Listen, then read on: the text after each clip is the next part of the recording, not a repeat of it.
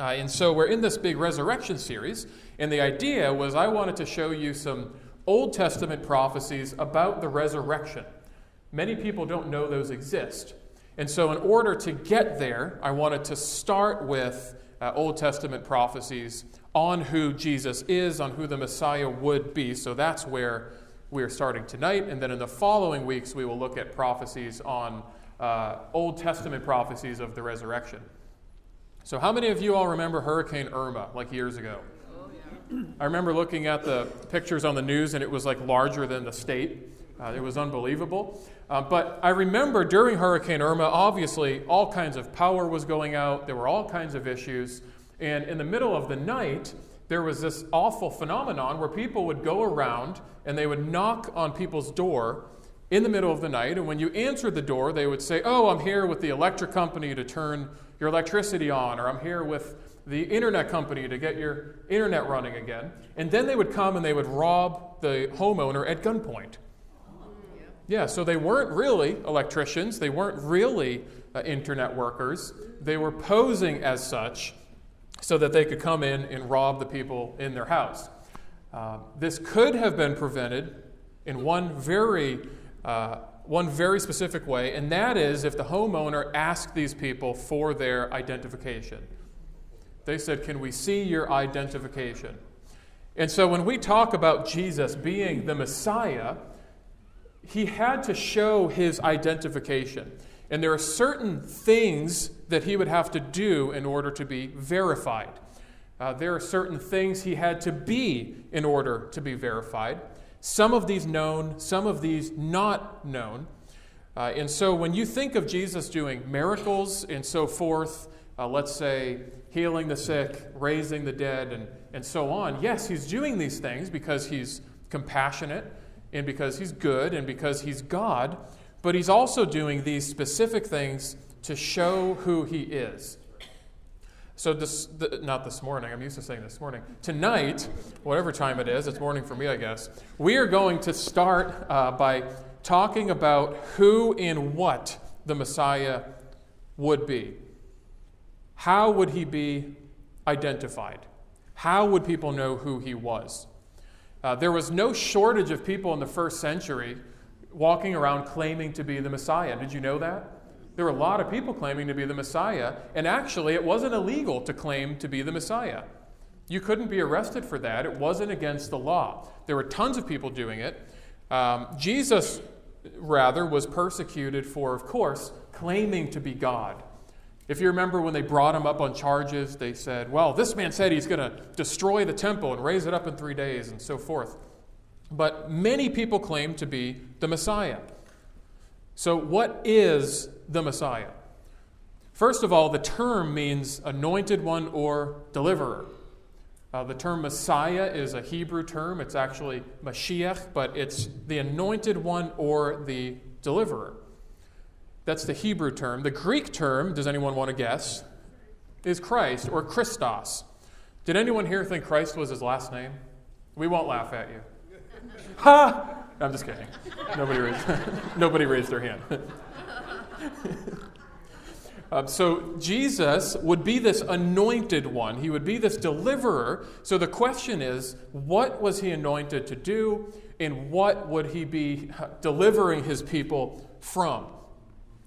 You know, when you go through Old Testament history into the New Testament, and you arrive at the first century, there were all kinds of understandings and misunderstandings of who the Messiah would be. They had certain expectations. And again, tonight we're looking at Old Testament, but next week we're going to look at one very important example, one very important expectation and qualification of the Messiah that actually wasn't found in the Old Testament. It was found in the time between the Old and New Testament. So we'll do that next week. But there was all kinds of views of who he would be. And you may remember that in the first century, in the New Testament, you have all these different Jewish sects that were existing. You have Pharisees and Sadducees, you have Herodians and Zealots, you have scribes, the people who were able to learn to write and so forth. You had all these different groups, and with those different groups came different opinions and expectations. And we might look and say, well, we have it all right now. We know who the Messiah is. But probably a good example of how we might experience that today is think about the end times. If you were to go to the average Christian denomination or group or sect, you could say, and you say, what is your view on the end times and when Jesus comes back? You're going to get like 25 different versions of different views. You're going to get, well, I'm dispensational premillennial, well, I'm historic premillennial, well, I'm mid-trib, well, I'm pre-trib, well, I'm pre-wrath, well, I'm post-wrath, well, I'm amillennial, well, I'm post-millennial. You're going to get all these different views from people, and guess what? Everybody's certain of their view. Everyone knows that their view is right. And it was no different for them back then. They didn't have this uniform checklist, and a lot of what we know now about the Messiah, actually most of the verses, we're going to look at 7 verses, but most of the verses we're about to look at, they got completely wrong for the most part, with the exception of like 2 of them.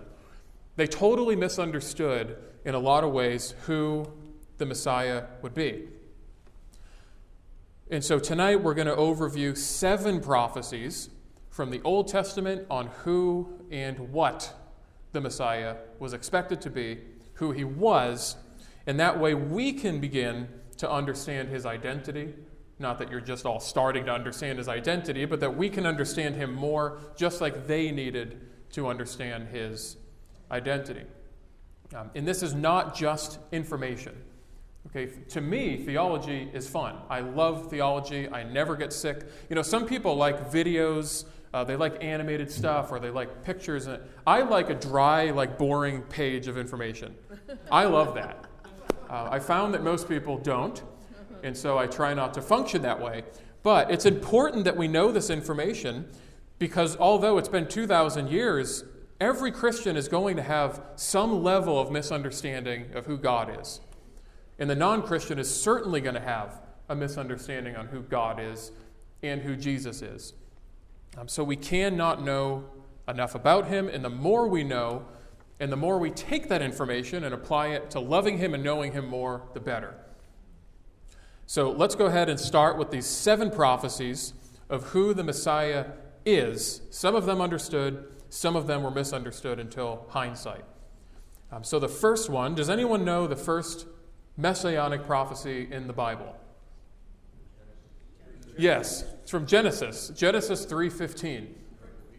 And of course you have, what was that? Yes, so you have, of course, the Garden of Eden, God's people placed on earth to dwell together. They literally walk with God, they walk with spiritual beings and so forth. It's heaven and earth basically combined. God didn't intend for all this to be separate. And so what happens next? The fall. Adam and Eve eat the forbidden fruit. Sin comes into the world. Satan, of course, came in to tempt them. And so we're going to see the end result of that and how God is going to handle this when we get to Genesis 3. So if we start at verse 14, we're just going to read 14 and 15. It says, "Then the Lord said to the serpent, 'Because you have done this, cursed are you more than all the livestock, and more than any animal of the field. On your belly you shall go, and dust you shall eat all the days of your life. And I will make enemies of you and the woman, and of your offspring and her descendant. He shall bruise you on the head, and you shall bruise him on the heel.'" So this is the first messianic prophecy in the Bible, and it is a great prophecy. You have, of course, Satan having just tempted Adam and Eve and bringing sin into the world through that temptation, and now you have God handling it. So we see a few different things in this passage. Number one, we see this heroic prophecy here, that although sin has just come in and messed up everything, God has a plan right from the start. Okay, sometimes we're surprised by things. Actually, all the time we're surprised by things. I'm surprised every day, but God's not. He's surprised by nothing.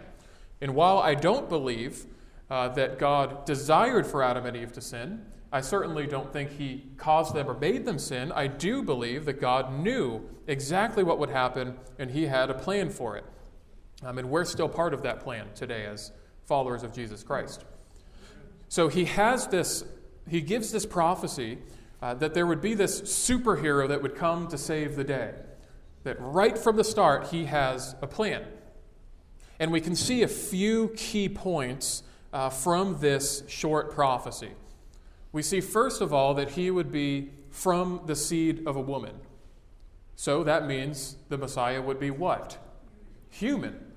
The Messiah would be a human being. That's the part that the first century Jews got right, that he would be a human. We're going to get to the God part later, but that's the part they got right, that he would be a human. The problem is they thought he would only be a human. They were expecting a prophet. They weren't expecting God in the flesh. So he would be from the seed of a woman, meaning he would be a human being. He would come through the line of man. But we also see that he would have his heel crushed, though he would ultimately crush the serpent's head. Now, obviously, the serpent is Satan in the garden, but he would do something to this vague figure that's given in Genesis 3 here. Keep in mind, back at the time of Genesis and the Torah, they didn't have the whole Bible like we do. They were given very limited information to go off of. Most of them couldn't read, and they had to hear this stuff verbally. They had very little information. And so we just start with this very vague, yet in some ways specific, prophecy of the Messiah. So he would have his heel crushed, but the serpent would have his head crushed. Which do you think is worse, to have your heel crushed or your head crushed? Yeah, of course, to have your head crushed. And the difference is that the heel being crushed is, of course, Jesus going to the cross. He literally has his heel crushed. But there's this idea of this damage being done, but it's not full and complete damage that would take Jesus out. Though Satan certainly thought it would take Jesus out. And at some point, I would love to do a 2 or 3 part series on who Satan is, especially in the Old Testament. But Satan thought he was defeating Jesus at the cross. And little did he know he was being disarmed and he was being defeated, or as the text tells us, he was having his head crushed. And so Satan would be ultimately defeated. He would be overthrown. And while he still is active in the world today, a good picture of this is if you imagine a snake in your home and going and cutting the head off that snake, the snake might not die immediately. What'll probably happen is it'll start flapping and lashing around the house and breaking things until it stops moving. And that's the idea here. Satan has already been defeated. Does everybody know that? Yeah, he was already defeated at the cross. We covered that in Colossians. He disarmed Satan. He disarmed these demonic forces. And as a result, he is defeated, but he's still active. He's still in the world. I think we all probably believe that too, right? Oh, yeah. And there's no doubt about that. He's still active in the world, but he has ultimately been defeated, and he knows his time is running out. So this is where we first see that concept brought about in the Bible. So this is our starting point. He would take some kind of damage. He would defeat Satan, who brought sin into the world, redeem the world, and he would be human. So he'd be a human. Now that's the first kind of clue as to who the Messiah would be. If we move on to the second passage of the 7 here, and by the way, there are way more than 7. There are tons of messianic prophecies in the Old Testament. We're simply looking at 7 because I like the number 7, and because I thought that it would be kind of brief for us to be able to, get something out of this. But the second one is Genesis 49:10. And this is one that I think is a little bit more obscure and a little bit less known. But this answers sort of the when of the Messiah. So we know he would be human, but it's like, when would he come? There is people who are still waiting for the Messiah, though of course they're incorrect. So when would he come? Well, Genesis 49:10, just before the end of the book of Genesis, says, "The scepter will not depart from Judah, nor the ruler's staff from between his feet, until Shiloh comes. And to him shall be the obedience of the peoples." Now what's interesting here is that term Shiloh is a very unique term. It's not used often, and its meaning is debated, but it's generally understood to mean the Messiah, though the actual technical meaning isn't generally known of that term. But this is an important passage because what does a scepter describe? Yeah, it describes power, it describes ruling. A king or a queen, they hold a scepter. So this passage tells us when the Messiah would come, because it says the scepter will not depart from Judah, nor the ruler's staff from between his feet, until Shiloh comes, until the Messiah comes. Well, when did the scepter depart from Judah or from Israel? In 70 AD, when the temple was destroyed. They officially lost power. They, of course, were under Roman rule at the time, but they still had authority, they had influence, and now 70 AD comes and the temple's all gone, and the temple's still gone. They've never rebuilt another temple. And so the power departed in 70 AD, and what that tells us is that the Messiah would come before 70 AD. So this passage gives us a time frame for when the Messiah would come, when this anointed one or when this deliverer would come. And what's so interesting about the timing of when God sent Jesus, Galatians 4:4 tells us it was in the fullness of time that God sent his son. Well, what's so interesting is, according to the Human Population Bureau, take that for what you will, basically only 1 to 2% of people to ever exist in the whole world, only 1 to 2% of them existed prior to the coming of Christ. So Jesus came right before the explosion of writing and so forth, right before the explosion of the human population. There was so little of people that existed before he came. So God sends him at this unique time. He sends him before the scepter would depart from Judah. The power departs from them. And so now we kind of have the when of when the Messiah would come. He would come in the first century. And of course, he did come in the first century. He came triumphantly. He came riding on a donkey, but he came triumphantly. And he fulfilled everything that he needed to fulfill. Bless you. So if we go to number 3 now, the third verse, we have that he would be born of a woman, from the seed of a woman. We have that he would be coming before the destruction of the temple in 70 AD. Well, third, this is Deuteronomy 18:15. And that says, "The Lord your God will raise up for you a prophet like me from among you, from your countrymen, and to him you shall listen." And the emphasis really is on to him. This is Moses saying, to him you shall listen. And if you read that whole, remember we're just doing an overview here, but if you read that whole surrounding section around Deuteronomy 18:15, that becomes more clear that this is a prophet that would be greater than Moses, and he would be given God's kingdom and so forth. The people would have to listen to him. There were a lot of people who didn't listen to Moses. You see that over and over throughout the New Testament. There are people who grumbled, there are people who doubted him, and of course this happened to Christ as well. But Moses says, to him you shall listen. Now, this is really significant because Jesus had a lot in common with Moses. Not only the leadership aspect, but they were both threatened at their birth. So something had to be done after their birth in order to save their life, so they didn't have their lives taken as babies. They were both rejected by their people. I remember Jesus would be despised and rejected, and he certainly was. He was crucified by his own people. Both Moses and Jesus fasted for 40 days, if you recall. They both survived Egypt specifically.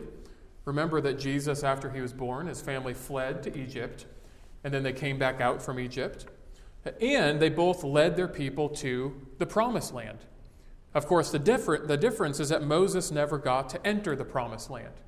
He got to look at it over the mountain, but he never entered it. God, on the other hand, leads an exodus of his people into the holy, perfect Promised Land of heaven. So there's a lot of similarities between Jesus and between Moses. But there's something really, really cool about this passage. When he says there's a prophet, he'll raise up for you a prophet like me among you, from your countrymen or from Israel, and to him you shall listen. Or listen to him in the Greek Septuagint. Does that sound familiar from anywhere in the New Testament? That term, listen to him. You hear it at Jesus' baptism.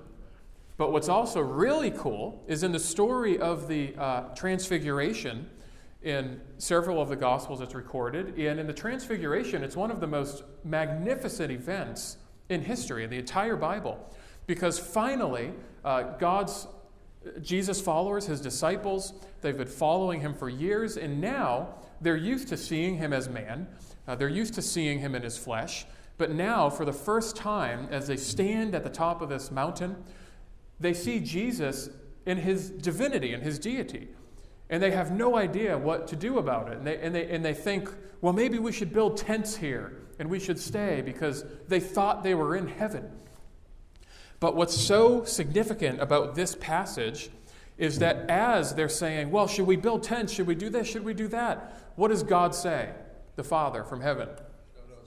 Yeah, he says, listen. Well, yeah, he says, shut up. Yeah. He says, listen to him. And what's so awesome about that is that phrase, listen to him, is the exact same phrase used in in Deuteronomy 18:15. So God's reminding them that he is the one. Moses is standing right there at the Transfiguration. He's reminding them, this man, the God-man, is greater than Moses. That's why you need to listen to him. Don't be blown away that Moses and Elijah are present here. Be blown away that God is standing right before you. And so he says, listen to him. And he affirms that Jesus is the Messiah, that Jesus is who he's promised that he is. So this Messiah figure, remember, we're only in Deuteronomy here, Genesis, Deuteronomy. These are still very early prophecies. They're still very vague. They're just these sort of vague expectations, but they're specific enough as they continue to build that he would be a human. We see when he would come, before 70 AD, and now we see that he would be greater than Moses. So this isn't just another Moses coming. It's not just another prophet. Now, as we go on to number 4, and this is Isaiah 7:14. And just to pause real quick, am I talking too fast for anybody? I drank coffee probably 4 times today. I'll try to slow down a little bit. Isaiah 7:14. And these few are going to be passages that are going to be more familiar, that are going to be, well, we've heard all of these every Christmas and so forth, but there's a lot to these passages. And with Isaiah 7:14, again, like with all of these, if you read the surrounding verses, there's a lot more detail in context to this. But Isaiah 7:14, it says, therefore, the Lord himself will give you a sign. Behold, the virgin will conceive and give birth to a son, and she will name him Emmanuel. So working backwards here, what does Emmanuel mean? Yeah, well, everybody knows that one. Yeah, God with us. And you might think, well, why was he named Jesus then if she'll call him Emmanuel? Well, because he is. This is who he would be. He would be God with us. And of course, the angel told Joseph and Mary to name him Jesus. But again, this is who the Messiah would be. He would be God with us. Literally, God dwelling with his people. And, remember, John 1 comes to mind, that the Word, the Logos, God, the Word became flesh. That he actually became man and dwelt among the people. And that word dwelt in John 1, it's the idea of pitching a tent among people, going and actually being with them, being in their village, living with them. So he would be called Emmanuel, God with us. And this is where we're going to start to pivot going forward and go from, okay, he would be a man, he would be this great prophet and so on. But now it's going to get very, very interesting because he would also be God. Why? Because verse 14 says, "Behold, the virgin will conceive and give birth to a son." Were any of you born of a virgin? No. No. I didn't think so. That's what's so unique about this, the virgin birth, that he would be born without his parents coming together, with the seed coming from God, because, of course, he would be truly man, but also truly God. I guess Dale was born of a virgin. He's like, I'm out of here. So he would be both man and he would be God simultaneously. And this is where it starts to change. So he would be born of a virgin. Now it gets very, very interesting, because you don't have a prophet or a man and so forth born of a virgin. But now it gets more specific 2 chapters later, and this is Isaiah chapter 9, verse 6, going off of the virgin birth a couple chapters later. So Isaiah 9:6, another very popular one. "For a child will be born to us, and a son will be given to us, and the government will rest on his shoulders. And his name will be called Wonderful Counselor, Mighty God, Eternal Father, Prince of Peace." Amen. So let's pause there at we'll read verse 7 too, but that's verse 6. So we have a lot right there. A child would be born to us. Okay, so a child would come, a son would come, and what would he be called? Mighty God. So now there's no way that this Messiah is going to be just a person, right? He's not going to be just a human being. The Messiah would be God. He would be called Mighty God and Eternal Father. I mean, at this point, you might think, well, Eternal Father, but he's going to be the Son. Well, this idea isn't conflating the Son and the Father. We'll cover this in more detail another week, but in the concept of the Trinity, the Father and the Son are not the same. They're one in essence, in being, but the Father and Son are distinct. The idea described here, the eternal Father, is that this is somebody who would be perpetual. It's someone who would continue to live forever. They would have continuous existence. So this isn't just some prophet, again, that would come. It's someone who would have continuous existence. And we're going to see that a couple more times. But he would be Eternal Father, he would be Mighty God, he would be the Prince of Peace. These are not terms that would be used of Moses. These are not terms that would be used of Elijah or Ezekiel or Isaiah. These are very, very specific terms reserved just for one figure. And that one figure is the Messiah. So he would be not only from the seed of a woman, but he would be of a virgin birth, and he would be God. Now let's continue on and read verse 7. It says, "There will be no end to the increase of his government or of his peace on the throne of David and over his kingdom, to establish it and to uphold it with justice and righteousness from then on and forevermore. The zeal of the Lord of armies will accomplish this." So notice again, there will be no end to the increase of his government. I don't think you can look at any government in world history and be like, there's no end to their increase, they're just doing so great. Right? That's not something we generally think of the government. At least I don't. But here, the government would increase. His government of peace would increase. And his government, of course, would be of the throne of David. That he would come and continue the throne of David, his kingdom, now and forever. This, of course, is the heavenly kingdom. And this is one of the things that was very misunderstood by those waiting for the Messiah in the first century. Remember, they were waiting for a figure to come and free them from the bondage of the Romans. That's what they were anticipating. And it differs a little bit, again, among those different sects of Judaism. But that's what they were waiting for. They were waiting for some bold figure, which, of course, Jesus was. But they were waiting for him to come and overthrow the government, to overthrow the Romans, to reinstate a new way of life and a new way of living. That's what they thought was going to happen. They didn't realize, as Israelites, that their calling was not to just come and be redeemed themselves. Their calling was to redeem the entire world. They would be the line that this seed, the God-man, would come through. They would be the line all throughout the Bible. This is the story, that they would be the line the Messiah comes through, not just to redeem Israel, not just to save Israel, but to redeem the whole world back to Christ. And we see that all the way back in the first callings of Israel. He tells Abram, your descendants are going to be so vast, but the whole world will be blessed through you.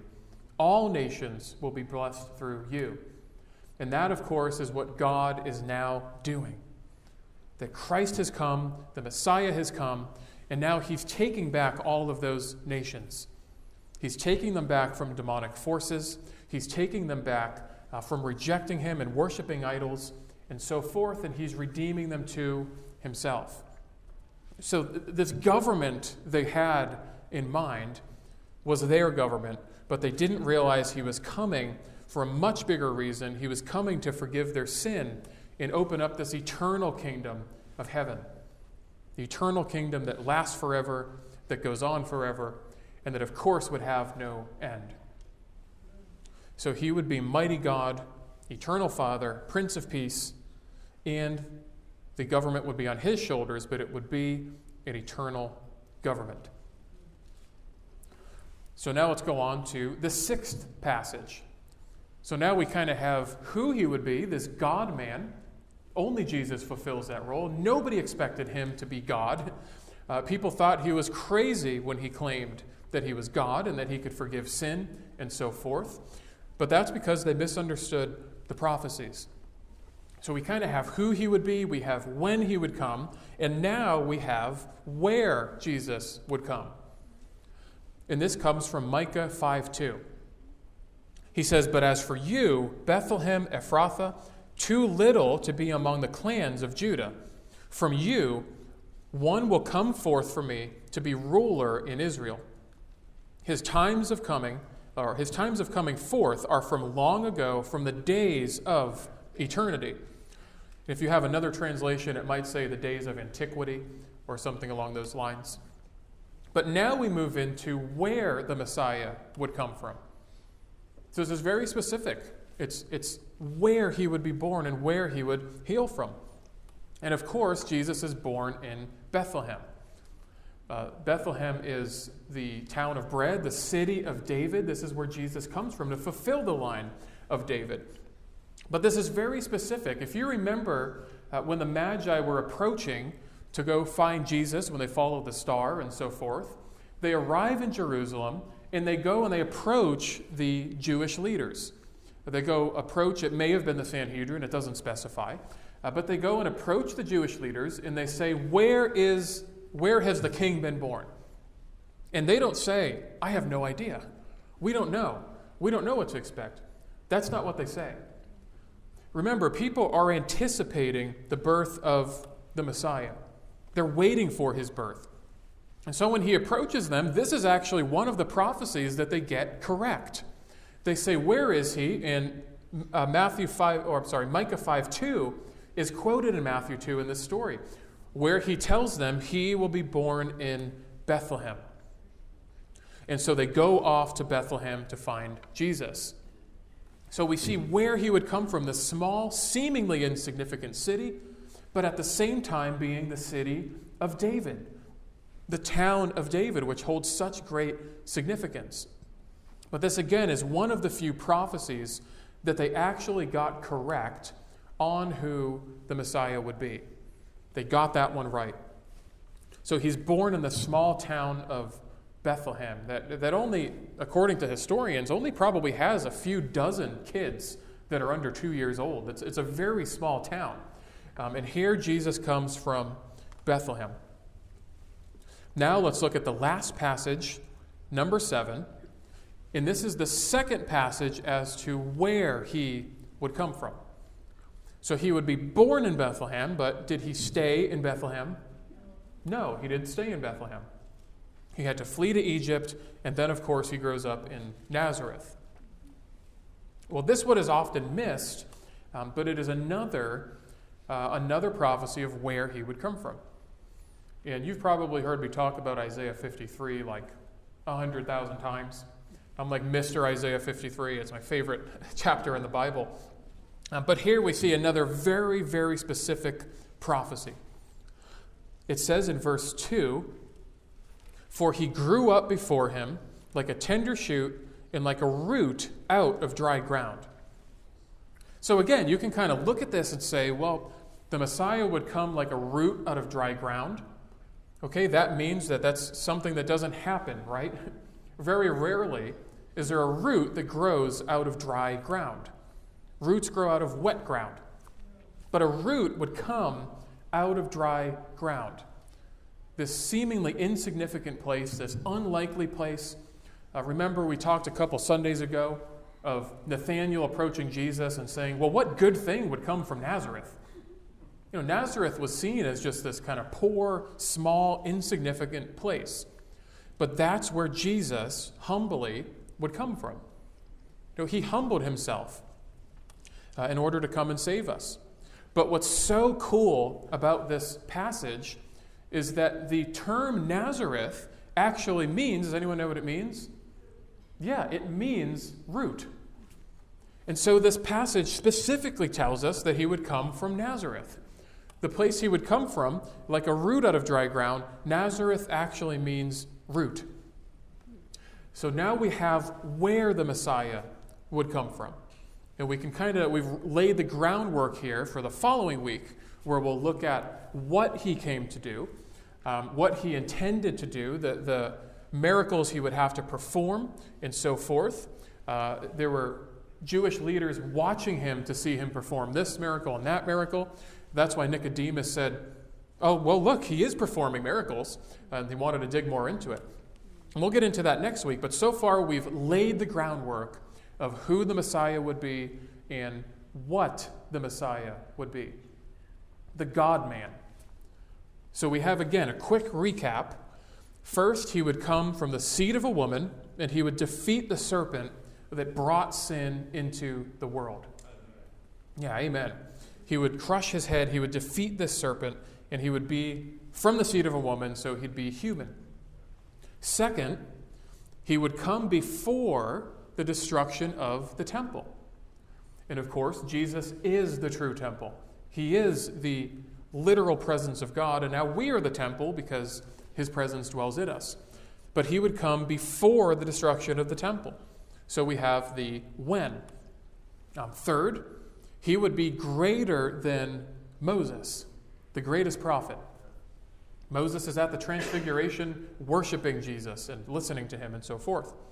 Fourth, he would be born of a virgin, the most unique event in history. Fifth, he would be God and he would have an everlasting kingdom. So not just man, but God. It's all prophesied. 6, he would be born in Bethlehem, and he would be eternal or from antiquity. And lastly, he would come from Nazareth. He would be born in Bethlehem, but he would grow up and come out of Nazareth. So we have the where he would come from. All right, let's pray. God, thank you so much for your word, and thank you for the ability we have to come together here as a church, to worship you, to learn about you, to fellowship together. Help us, Lord, to love you more, to help us to love one another more, and help us to just be so devoted to your mission, to your kingdom, to be devoted to what you want us to do and what you have set out for each and every one of us to do, both as individuals and as a church. We trust you. We trust that you have us in your hand, that our salvation is secure in your hand, and we can trust this because you did all of the things necessary for the Messiah to do, not limited to, but including actually dying on a cross and raising from the dead triumphantly, so that you could bring us with you to paradise eternally, to dwell with you, to dwell in perfection, where there is no pain, there is no suffering, there are no issues or difficulties and so forth. So help us to look forward to that day, and in the meantime, live as citizens of heaven who love you, who know you, and who are known by our love. And we pray these things in the name of the Messiah our King Jesus Christ. Amen.